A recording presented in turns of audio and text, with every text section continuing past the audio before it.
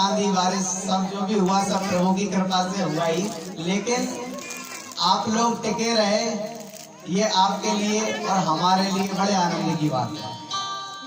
बरसात भी हुई, बारिश भी हुई, कई समस्याएं आई, लेकिन फिर भी हमने अपनी कथा चलने दी। और एक बात और है, कथा होने के बाद, आरती होने के बाद ज्यादा बारिश आई, है ना। जब तक कथा चली भगवान रोके रहे कि चलो, जब तक हमारा गुणगान चल रहा है। प्रेम से कहिए।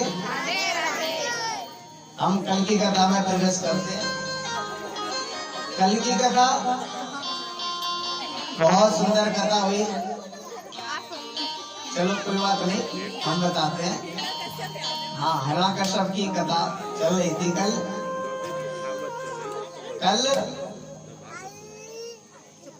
प्रहलाद जी के द्वारा भगवान नरसिंह का आपने श्रवण किया कि किस प्रकार भगवान नरसिंह खंबे को फाड़कर प्रकट हुए। प्रहलाद जी जब पढ़ने जाया करते थे, उनसे पूछा करते थे तुमने क्या पढ़ा, क्या सुना, कहाँ है तुम्हारे भगवान। जब उन्होंने कहा भगवान कहाँ नहीं है, पिताजी ये बता दो आप। भगवान तो हर जगह वास करता है, केवल हमारा भाव चाहिए। परमात्मा कण कण में वास करता है। बच्चों या तो पीछे बैठ जाओ या शांत बैठ जाओ, है ना। नहीं कोई बात नहीं, बैठ रहे तो, लेकिन शांत बैठना, ठीक है। अल्लाह मत करना आगे बैठ के, कोई बात नहीं, शांत बैठो बेटा, आनंद लो, दूसरे के रंग में भंग मत डालो। प्रेम से कहिए। मैं क्या कह रहा था कि परमात्मा कण कण में वास करता है। हिरण्यकश्यप ने पूछा भगवान कहाँ है, लेकिन भगवान तो हर जगह है। किसी भक्त का बहुत सुंदर भाव है, कहता है कि इश्क की दास्तान है प्यारे, इश्क की दास्तान है प्यारे, जर्रे जर्रे में जान है प्यारे, रख कदम फूक फूक के ए नादान, क्योंकि जर्रे जर्रे जर्रे में जान है प्यारे।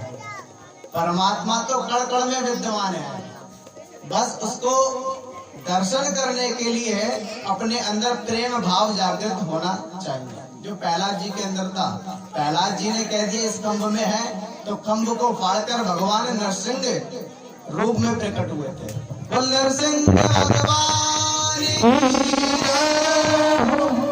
भगवान नरसिंह प्रकट हुए और हिरण्यकश्यप का उद्धार किया। हिरण्यकश्यप का उद्धार कैसे किया? हिरण्यकश्यप ने कुछ वरदान ब्रह्मा जी से लिए हुए थे। जब भगवान उसको मारने के लिए हुए, तब वो कहने लगा कि आप मुझे नहीं मार सकते। भगवान ने कहा हम तुझे क्यों नहीं मार सकते, भाई तू ब्रह्मा है क्या? उसने कहा मैं ब्रह्मा नहीं हूँ, लेकिन ब्रह्मा जी का शिष्य हूँ मैं। उसने कहा फिर हम क्या करें?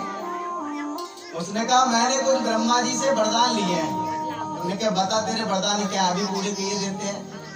उसने कहा कि मैंने वरदान लिया था कि ना मैं जमीन में मरूं ना मैं आसमान में मरूं।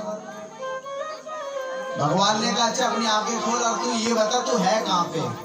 भगवान ने अपने गोद में हिरण्यकश्यप को लेटा रखा था। कहते अब तू बता कहाँ पर है, जमीन पर है या आसमान पर है? हिरण्यकश्यप कहता है ना मैं जमीन पर हूँ ना आसमान में हूँ, मैं तो आपकी गोद में हूँ, हवा में हूँ, बीच में हूँ। तुमने कहा चल और वरदान बता। कहता है मैंने वरदान मांगा ना मैं दिन में मरूं ना रात में मरूं। भगवान ने कहा ये बता अभी दिन है या रात है? तो कहता है ना तो रात है ना दिन है, ये संध्या का समय है, गोधूली बेला है, शाम का समय है। भगवान ने कहा होगा पूरे? कहता नहीं और भी वरदान मांगे थे। कहता है क्या? कहता है कि मैं ना मैं अस्त्र से मरूं ना शस्त्र से मरूं। भगवान कह रहे तुझे मैं मारने के लिए कोई अस्त्र नहीं लेकर आया हूँ ना शस्त्र लेकर आया, मैं ये मेरे हाथ दिख रहे हैं, इनके नाखूनों से ही तेरा मैं वध कर दूंगा, चीर दूंगा। जैसे ही वरदान भगवान पूरे किए जा रहे हैं, हिरण्यकश्यप पसीना पसीना हुए जा रहा है कि ये क्या हो रहा है। और कहता है कि मैंने वरदान मांगा कि 12 महीनों में किसी महीने में नहीं मरूं। भगवान ने कहा मैंने तेरे लिए एक 13वां महीना बनाया है, इसका नाम है पुरुषोत्तम मास। अब तो हिरण्यकश्यप और भयभीत होने लगा। कहते हैं और बता और कोई वरदान है? तो कहता है कि मैंने एक और वरदान मांगा था कि मैं ना तो मनुष्य से मरूं और ना जीव से मरूं, जानवर से मरूं। भगवान ने कहा एक बात बता, हम तुझे क्या दिखाई दे रहे हैं? उसने कहा आप तो मनुष्य भी हो और जानवर भी हो, दोनों ही हो। उन्होंने कहा बस हो गए पूरे या और भी हैं? तो कहता है मैंने एक वरदान मांगा था कि ब्रह्मा की बनाई हुई सृष्टि में मैं किसी से नहीं मरूं। भगवान ने कहा देख भैया, ब्रह्मा को मैं नहीं बनाता, ब्रह्मा मुझे नहीं बनाता है, मैं ब्रह्मा को बनाता हूँ। हिरण्यकश्यप भयभीत हो गया, पूछता है कि आप हैं कौन? उन्होंने कहा हम वही हैं नारायण। और जैसे ही नारायण का शब्द सुना, नारायण नाम सुना, हिरण्यकश्यप गो से छलांग मार के भागने लगा। और जैसे ही भागा तो भगवान ने द्वारा पकड़ लिया, पकड़ के अपनी जंघा पे लिटाया और अपने हाथ नाखूनों से उसका धड़ चीर दिया।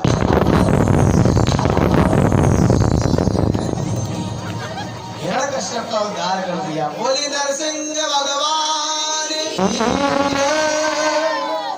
इस प्रकार भगवान ने उद्धार कर दिया। उसकी जो हड्डियां होती हैं, अस्थियां होती हैं, उसको भगवान ने माला बनाकर अपने गले में कर दिया।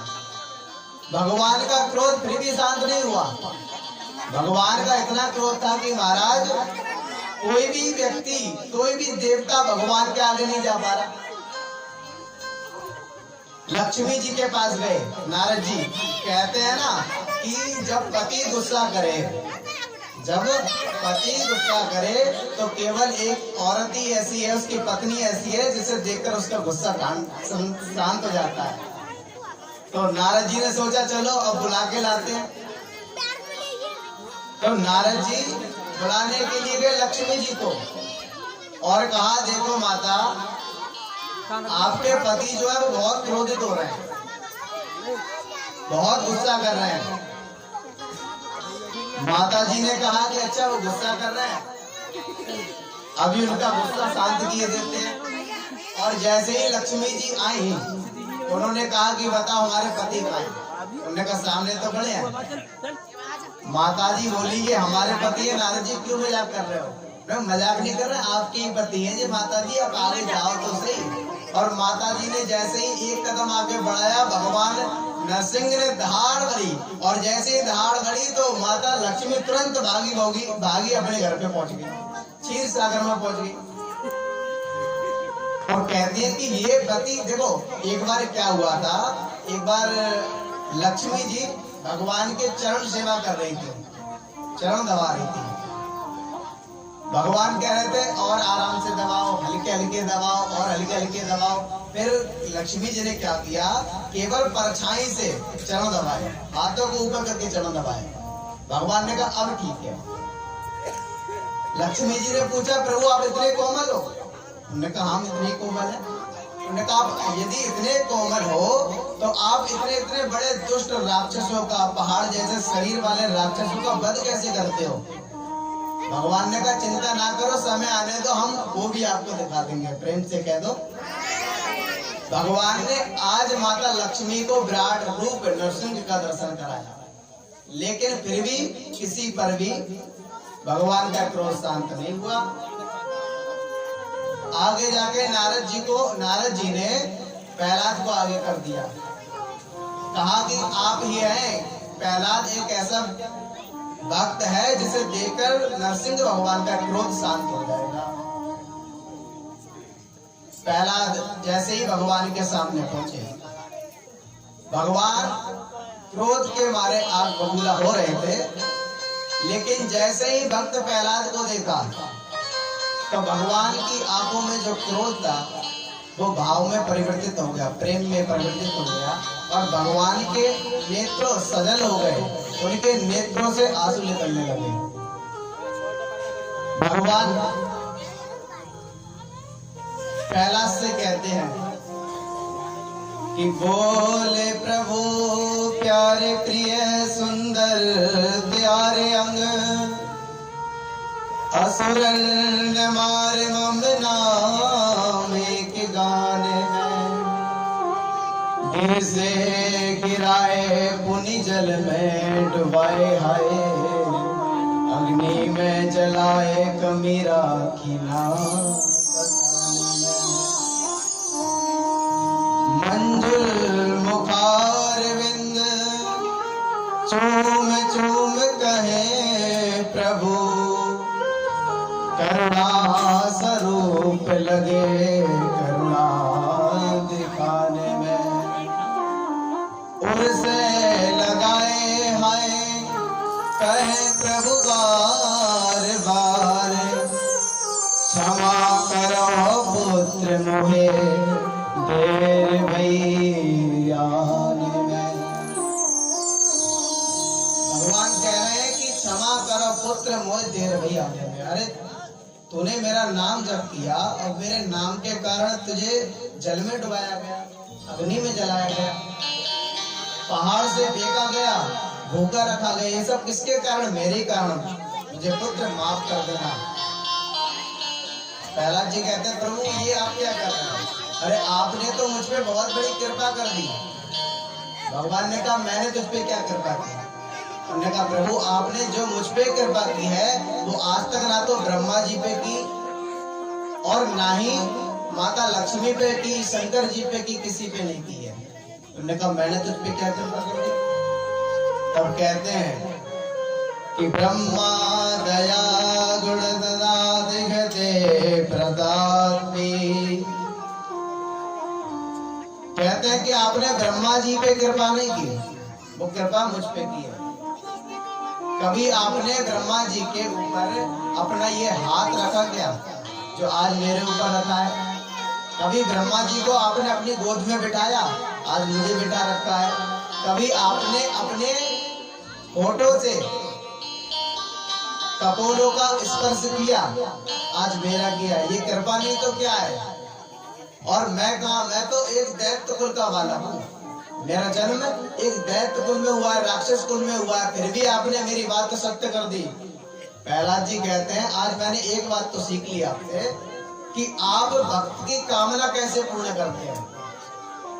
अरे मेरे मुख से ये क्या निकल गया कि इस खम्भ में भगवान है, तो इस खम्भ को फाड़कर आप आ गए। ये भगवान भक्त की बात को सिद्ध कर दिया। अच्छा एक बात आपके मन में भी आती होगी, प्रहलाद ने कहा तो भगवान नरसिंह खम्भ फाड़कर प्रकट हो गए, लेकिन अब क्यों नहीं प्रकट होते?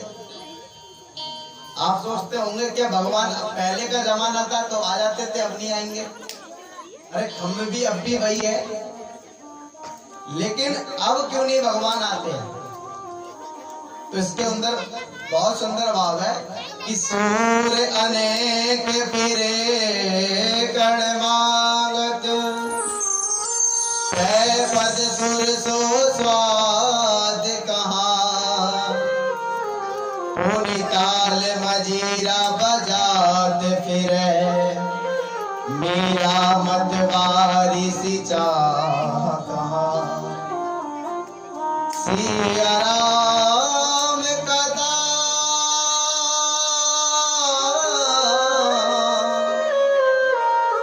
सिया राम कथा कितनों ने लिखी पर तुलसी सी मर्यादा कहाँ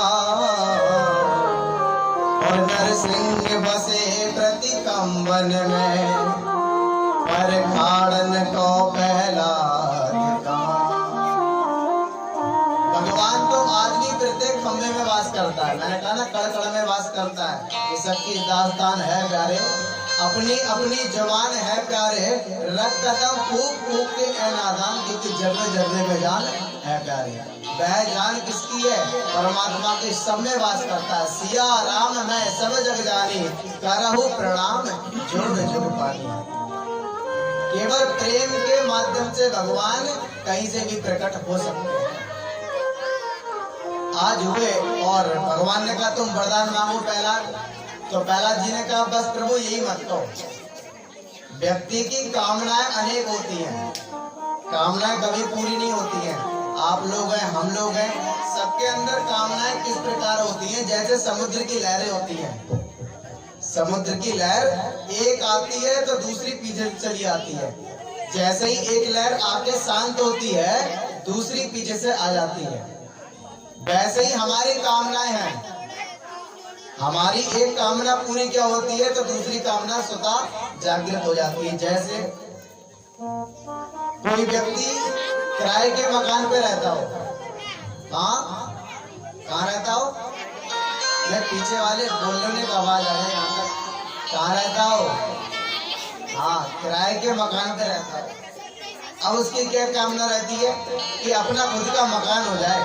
किराया देना पड़ता है महाराज, एक बार बस घर बन जाए फिर तो झंझट खत्म, हर महीने का घर बन जाता है। घर बन गया फिर सोचता है कि गाड़ी और हो जाए, मोटरसाइकिल हो जाए। क्यों? क्योंकि घर तो बन गया है लेकिन घर ज्यादा दूर बन गया है, बाजार बहुत दूर है। मतलब एक कामना पूरी हुई, घर बना, दूसरी कामना गाड़ी आ जाए। गाड़ी आ गई, फिर सोचता है कि 4 पहियों की गाड़ी और बन जाए, क्योंकि ये मोटरसाइकिल पे परिवार नहीं बैठ पाता है। 2 ही लोग बैठते हैं, 3 बैठते हैं। अब जब 4 पहियों की गाड़ी होगी सब मिल के घूमने जाया करेंगे। 4 पहियों की गाड़ी आ जाती है, फिर दुकान मकान, मतलब ना जाने क्या क्या कामनाएं एक से एक बढ़ के आती रहती हैं, लेकिन कभी कामनाएं खत्म नहीं होती। प्रहलाद जी कहते हैं ये सब इंद्रियों का काम है। हमारी 10 इंद्रियां होती है, 5 कर्मेंद्रियां और 5 ज्ञानेंद्रियां, और प्रत्येक इंद्रिया अपनी अपनी ओर खींचती है। जैसे ये आंखें हैं, आंखों का काम क्या है? देखना। और ये हमेशा कभी फिल्म देखना, कभी वो देखना, मतलब ऐसी चीज देखना पसंद करती है।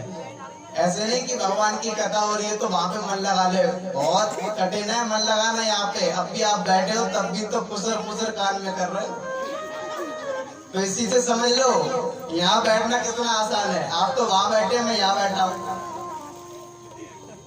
आपके सुनने के बावजूद भी अपनी लगा रहा हूँ। तो यहाँ बैठना आसान नहीं है। देखो यहाँ भाई आप आते हैं जिन्हें भगवान बुलाते हैं। इस गांव में और भी लोग रहते होंगे, ऐसा नहीं कि रहते लोग रहते हैं, लेकिन इतने क्यों आते हैं? ये और क्यों नहीं आ पाए? क्यों? क्योंकि समझ लो कन्हैया ने उन्हें बुलाया नहीं, वो घर ही बैठे हैं, यहाँ नहीं आ पाए। यहाँ तो वही आते हैं जिन्हें राम जी बुलाते हैं, भगवान जी बुलाते हैं। आप आए हैं, कथा सुने, प्रेम से कह दो एक बार राधे। प्रहलाद जी कह रहे हैं कि इंद्रियाएं जो है एक पत्नी के समान है। हमारी 10 इंद्रियां होती हैं कि किसके समान है? पत्नी के समान। अब आप सोचो, किसी व्यक्ति की 10 पत्नियां हैं, मतलब एक व्यक्ति, एक कथा सुना दो छोटी सी चुटकुला जैसा, कि एक सेठ जी थे। कौन थे? सेठ जी। उनकी 2 पत्नियां थी। कितनी? 2।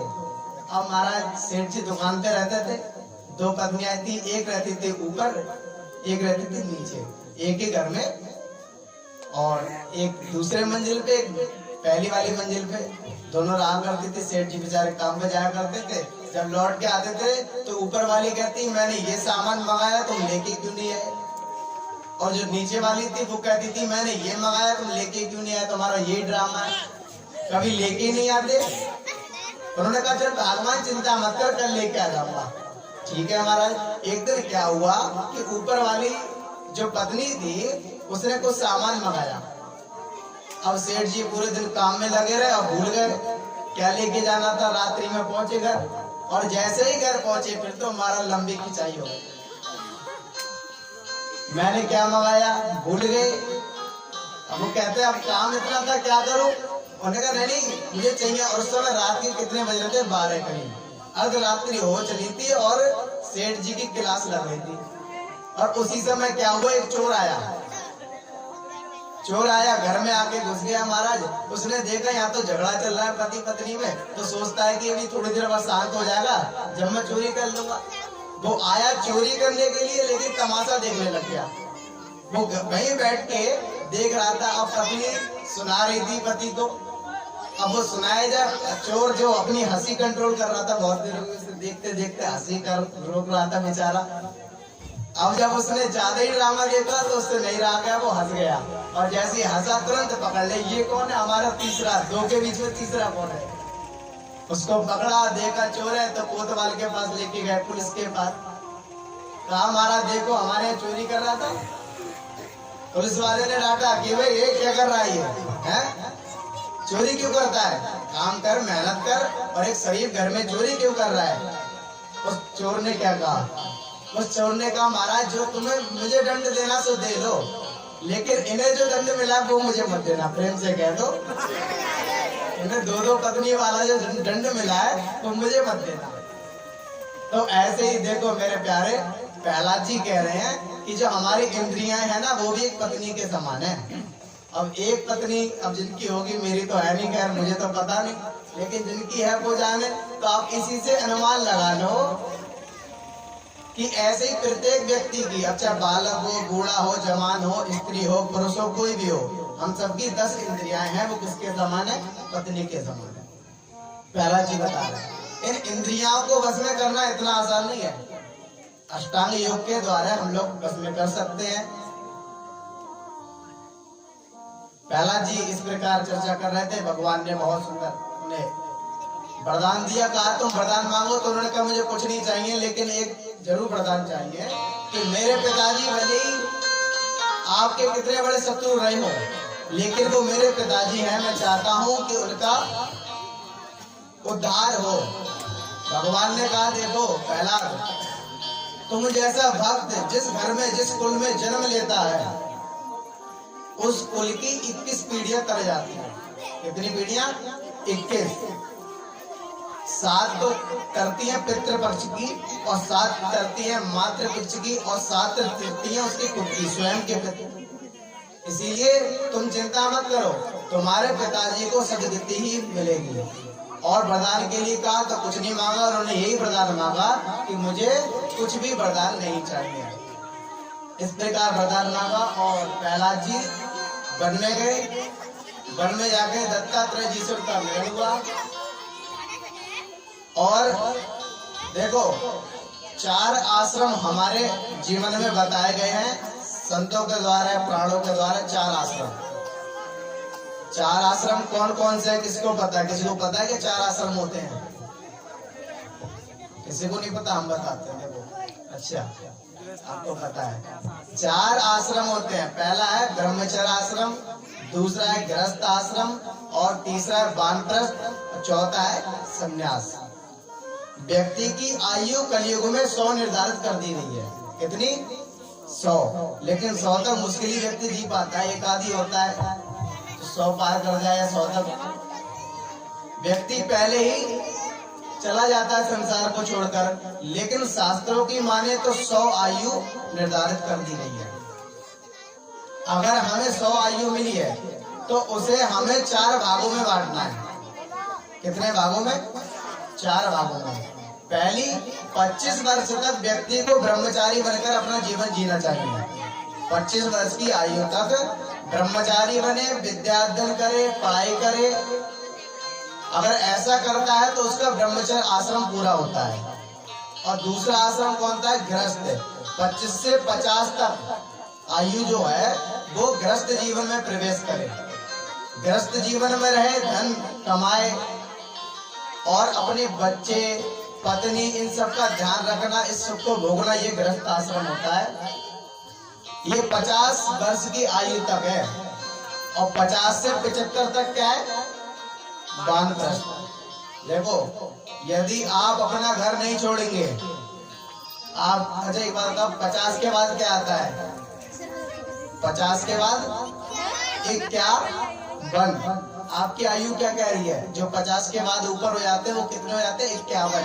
अब 51 क्या कहता है? 51। यानी आपकी आयु आपसे कह रही है 51।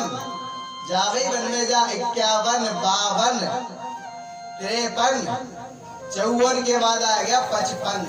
55 यानी बचपन। देखो व्यक्ति के 2 प्रकार के बचपन होते हैं। एक तरह से देखा जाए तो एक तो जन्म का बचपन, जब बालक जन्म लेता है तो बचपन होता है, बेचारा माता पिता जो करते हैं तो करते हैं, उसको खुद नहीं कर पाता, वो लेटा रहता है, सोता रहता है, जो भी करता है बालक है। और एक बुढ़ापे का बचपन है, जब 55 के बाद व्यक्ति ऊपर एज पहुंच जाता है तो व्यक्ति का शरीर काम नहीं करता। बहुत कम लोग होते हैं जो 55-60 पर भी यंग बने रहते हैं, लेकिन अधिकांश ऐसा होता है कि व्यक्ति लाठी का सहारा लेते हैं, चारपाई का सहारा लेते हैं। तो वो एक तरह से बचपन ही है। क्यों? क्योंकि बचपन में हमारे माँ बाप ने हमारी सेवा की और बुढ़ापे में हमारे बालक हमारी सेवा कर रहे हैं। जैसे बचपन में बालक को दूध पिलाते थे, नहलाते थे, धुलाते थे, कुछ माता पिता की ऐसी बचपन के बाद स्थिति हो जाती है, बेटे को बहू को करनी पड़ती है। तो इसीलिए 50 के बाद 51 वन आश्रम में प्रवेश कर लेना चाहिए। अब वन का मतलब क्या है? वन का मतलब है, देखो वन यानी जंगल, आजकल जंगल रहे नहीं। तो हमें करना क्या चाहिए? जब 50 वर्ष की आयु हो जाए तो क्या करना चाहिए? तीर्थ यात्रा करनी चाहिए। जितना हो सके तीर्थों में, वृंदावन में, हरिद्वार में और बद्रीनाथ धाम में, चारों धामों की यात्रा करनी चाहिए 50 के बाद। तो अगर आप ऐसा जीवन जीते हैं तो समझ लो आप आ गए किसमें? वानप्रस्थ में। और फिर महाराज 75 से 100 सीधे संन्यास ग्रहण कर लेना चाहिए। इस प्रकार व्यक्ति को जीवन जीना चाहिए। लेकिन देखो, माता पिता की सेवा की बात कर रहा था मैं, है ना? ऐसी एक कथा मुझे याद आ गई कि एक स्त्री थी, उसकी शादी हुई, उसकी सास से थोड़ी बनती नहीं थी, लड़ाई झगड़ा सास से हुआ करता था। सास से, अच्छा एक, हाँ अभी आपने कह दी, सास से किसकी बने हैं? लोगों का तो ऐसा भाव हो चल रहा है आजकल, कहते हैं कि भैया देख पंडित जी, हमारी कुंडली, लड़की कुंडली मिले चाहे ना मिले, लेकिन ऐसी कुंडली बना दो, ऐसी लड़की ला दो, मेरी माँ से जरूर मिल जाए। सासों का हो गया, लेकिन तो सास की बुरी थोड़ी होती है। बुरी होती है कैसा? सास बुरी नहीं होती। दो सास आ जाती है, दो सा बड़ा तो दो सास बुरी नहीं है। कहीं तो बहू ऐसी आ जाती है कि सास बेचारी शांत जाती है, तो हम ये नहीं कह सकते सास ही बुरी है। कैसे कह सकते हैं भाई? आपकी मान लो सास बुरी है, अगली की बहू बुरी हो तो क्या कहोगे तुम? केवल व्यक्ति के आचरण और थोड़ा समझने की बात होती है। देखो मैं क्या कह रहा था, एक स्त्री की शादी हो गई और उसकी सास क्या हुई, ज्यादा लड़ाई झगड़ा हुआ करता था। उसके लड़की के जो पिताजी थे वो कौन थे? डॉक्टर थे, वैद्य थे। वो अपने घर गई और जाके बोली, पिताजी मैं बहुत दुखी हूँ अपनी सास से, एक काम करो मुझे जहर दे दो। ये क्या करेगा बेटी? खाएगी? मैं नहीं खाऊंगी, सास को खिलाऊंगी। उसके पिताजी ने कहा कि बेटी देख, तो खिला तो दे, मैं मना नहीं कर रहा, लेकिन सारा इल्जाम तेरे पास आ जाएगा, तुझे जेल जाना पड़ेगा। क्या करेगी? उसने कहा तो बताओ मैं क्या करूं? चल एक काम कर, तेरे साथ दुखी कर रही ना, मैं एक काम करता हूँ कि तुझे कुछ पुड़िया देता हूँ जहर की, 84 पुड़िया देता हूँ 3 महीने की, और तू क्या करना, सुबह शाम उसे खिलाना। अगर तू सुबह शाम खिलाएगी तो वो 3 महीने के अंदर मर जाएगी और किसी पे शक भी नहीं होगा किसने मारा क्या करा। तो तू क्या कर, ये पुड़िया लेके जा, सुबह शाम खिलाना। लेकिन एक बात का याद रखना कि सास की सेवा खूब करना। तुम अगर सास की सेवा करेगी तो कोई भी शक नहीं करेगा, और तू लड़ाई झगड़ा करेगी तो लोग क्या कहेंगे, अरे भैया इन बहू में और सास में बहुत लड़ाई होती थी, ऐसा लगता है इस बहू ने जहर खिला के मार दिया। तुझे जेल जाना पड़ेगा, 3 महीने की दवा लेके जा और खिलाना और सेवा खूब करना। उसने कहा ठीक है पिताजी, ऐसा ही करूंगी। गई वो और जाकर वो क्या करती कि सुबह शाम उसके खाने में एक एक पुड़िया मिलाती, लेकिन सेवा खूब करती सास की, इतनी सेवा करती। और सास तो 2 दिन में समझ गई, कहती है ये इस बार हो क्या गया इसको, ये अपने घर से आई है, मेरी बहुत सेवा कर रही है, क्या बात है। 2 दिन हुए, 3 दिन हुए, 4 दिन हुए। जब 4 दिन हो गए सेवा करते करते, तो 5वें दिन क्या हुआ, एक बार बहू सो रही थी। क्या हुआ, बहू विलंब से उठी, सो रही थी। इतने में 5वें दिन सास कुछ चाय बना के बहू के पास पहुंच गई। 5वें दिन चमत्कार हो गया, सास चाय बना के पहुंच गई और कहती है बेटी उठ जा, ले चाय पी।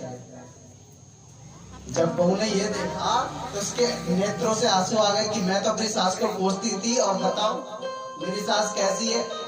एक दिन वो बीमार पड़ गई तो बहू ने, सास ने बहू की सेवा की, दवाई लेके आई, खाना बना के खिलाया अपने हाथ से। 2-3 दिन हुए, फिर कहूँ बहू सेवा कर दे, कहूँ सास सेवा कर दे। जब ये दृश्य देखा, हमारा ज्यादा नहीं बस 20 दिन हुए थे, और 20 दिन के बाद 21 दिन में दोबारा पिताजी के पास पहुंच गई, सब पुड़िया लेके फेंक दी। कि मुझे ये आपका जहर नहीं चाहिए। अरे मैंने तो कितना गलत सोच लिया, मैंने अपनी सास को मारने का सोच लिया। अरे ये पुड़िया आप जैसे हो वैसे वापस करो और कुछ ऐसी पुड़िया दे दो, अब तक जितनी पुड़िया खाई है वो उसका जहर खत्म कर दे। पिताजी हंसने लगे और कहते हैं बेटी घबरा मत, मैंने तुझे कोई जहर नहीं दिया था, मैंने तुझे जहर नहीं दिया था, मैंने तुझे सेवा दी थी। वो केवल चूरन था, केवल पेट साफ करने का, हाजमा करने का चूरन था। तेरी सास कभी गलत नहीं थी। कभी कभी समझने में टाइम लग जाता है, कभी बहू को झुक जाना चाहिए तो कभी सास को झुक जाना चाहिए है?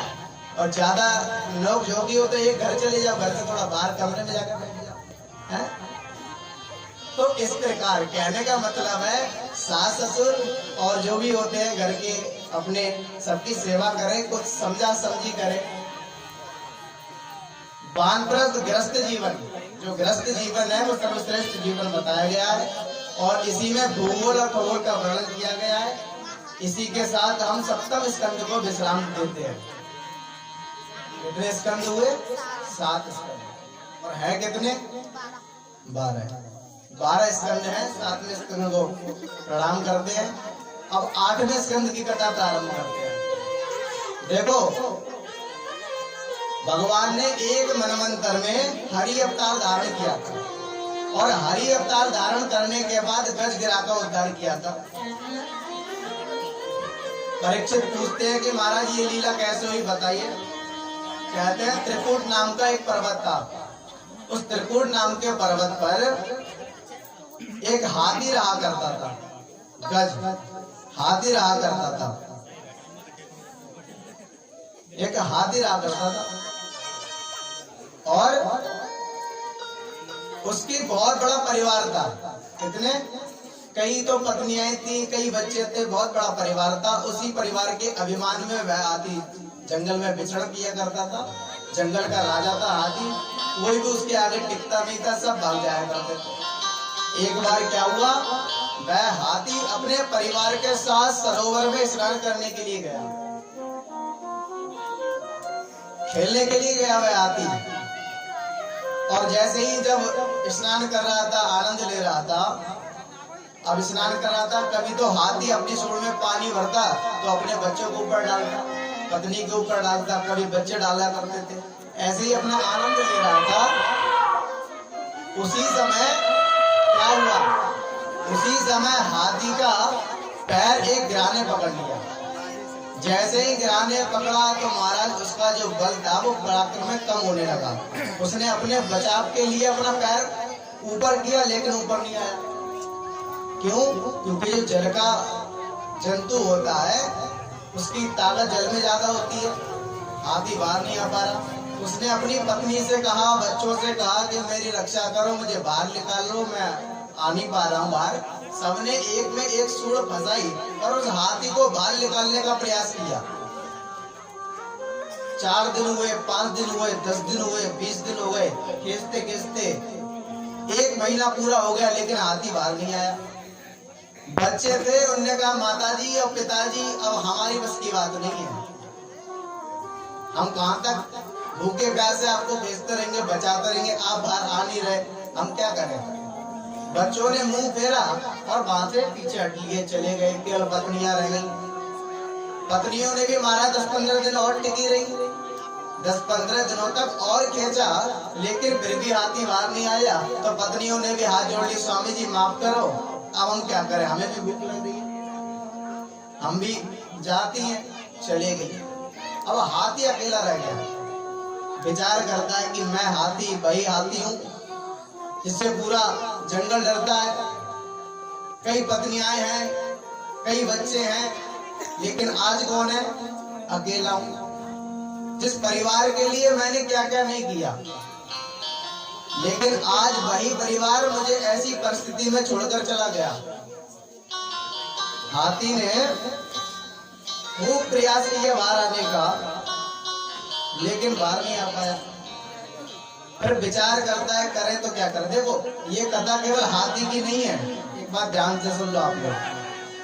ये कथा भले ही हाथी की है, लेकिन ये कथा हाथी है कौन इस कथा के अंदर? हम सब हाथी हैं, हम सब हाथी है, वही गज है।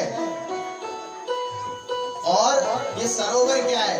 ये सरोवर, ये संसार सरोवर है। और जिस गिरा ने पैर पकड़ रखा है हाथी का, वो गिरा कौन है? वो काल है, समय है।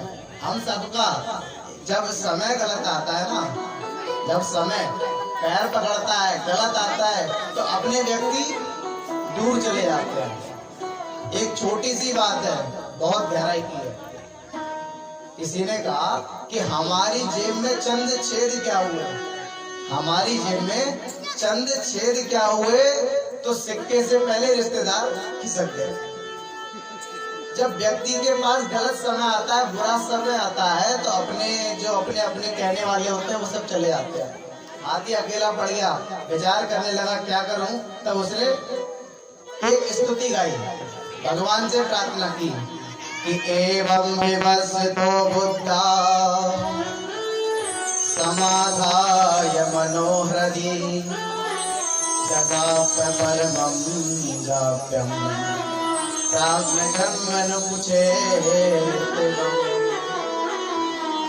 हाथी ने स्तुति गाई, प्रार्थना की, लेकिन इस स्तुति में किसी भी देवता का नाम नहीं लिया। कह रहा है कि इस संसार को चलाने वाला जो है, जो प्रत्येक जीव को शक्ति प्रदान कराने वाला है, वो मेरी आके रक्षा करे। ब्रह्मा जी ऊपर खड़े हुए थे, शंकर भगवान खड़े हुए थे आसमान में, माता जी खड़ी हुई थी, सब खड़े देवी देवता खड़े होकर देख रहे हैं, सोच रहे हैं इसने हमारा नाम तो लिया नहीं, मैं क्यों जाऊं इसे बचाने के लिए? जब हमारा नाम लेगा तब बचाने जाएंगे, हाथी को हम क्यों बचाएं? नाम तो हमारा किसी का लिया ही नहीं। जब कोई बचाने नहीं गया, तब नारायण ने देखा, भगवान विष्णु ने, नारायण ने देखा कि भैया जिसका कोई नाम नहीं उसका मेरा नाम होता है, जिसका कोई नहीं उसकी मैं रक्षा करता हूँ। भगवान ने गरुड़ को आज्ञा दी, चल गरुड़ तैयार हो, हाथी को बचाना है। गरुड़ के अंदर अभिमान हो गया, कहता है कि देख लो भगवान की हमारे बिना नहीं चलती, जहां भी जाएंगे हमें लेके जाएंगे, हमारे ऊपर बैठ के जाएंगे। लेकिन भगवान तो भगवान ठहरे, भगवान तो किसी का अभिमान सहन नहीं करते। भगवान ने देखा इस गरुड़ को भी अभिमान हो गया, इसका अभिमान दूर करा। पता है कैसे करा? अपनी सबसे छोटी उंगली गरुड़ के ऊपर रख दी और कहते चल उड़ के दिखा। गरुड़ कहता है प्रभु क्यों मजाक कर रहे हो? हाथी को बचाना है कि नहीं बचाना है? अगर बचाना है तो फिर जल्दी बैठो, चलते हैं। भगवान ने कहा देख वो तो बच जाएगा, लेकिन तू उड़। अब तो गरुड़ ने बहुत पंख फड़फड़ा लिए, पसीना पसीना हो गया, सारे पंख बिखर गए, लेकिन जरा सा भी नहीं हिला। भगवान कहते हैं कि देख गरुड़ अभिमान मत कर कि तू मुझे लेके चलता है, अरे तू नहीं लेके चलता, मैं तुझे अपने पैरों से उड़ाता हूँ। इस प्रकार भगवान ने अभिमान दूर करा और बैठकर भगवान सीधे पहुंचे हैं सरोवर के पास। भगवान गरुड़ से कहते हैं जल्दी चल। भगवान की स्पीड बढ़ती गई, 100 से भी ऊपर स्पीड हो गई। बहुत देर से दौड़ते उड़ते उड़ते पहुंचे जैसे ही सरोवर पे, और जैसे ही देखा गजेंद्र ने कि मुझे बचाने के लिए कोई आ रहा है, तो उस गजेंद्र ने क्या किया, उस सरोवर में कमल का फूल था, उस कमल का फूल उसने अपनी सूंड से उठाया और भगवान के तरफ अर्पित कर दिया, प्रार्थना करने लगा। स्वांता सुखाय वरले नगृहीत आर्तो दृष्टेन गुरुमति हरे का उपात चक्रम उक्षिप्य साम्बुज करो गृहवान कृष्ण नारायण कुल गुरु भगवल नमस्ते। अब प्रार्थना कर रहा है, कह रहा है नारायण कुल गुरु भगवान नमस्ते। अब नारायण का नाम लिया, जब देख लिया कि मुझे बचाने के लिए नारायण आ रहे हैं। भगवान ने उस गजेंद्र की सूंड को पकड़ा और एक ही हाथ से बाहर निकाला और गजेंद्र के साथ साथ जो गिरा था मगरमच्छ था उसको भी बाहर निकाला। भगवान ने अपने सुदर्शन चक्र से उस गिरा के सर को काट दिया, उसके सर को काट दिया और इस प्रकार भगवान ने गजेंद्र की रक्षा की।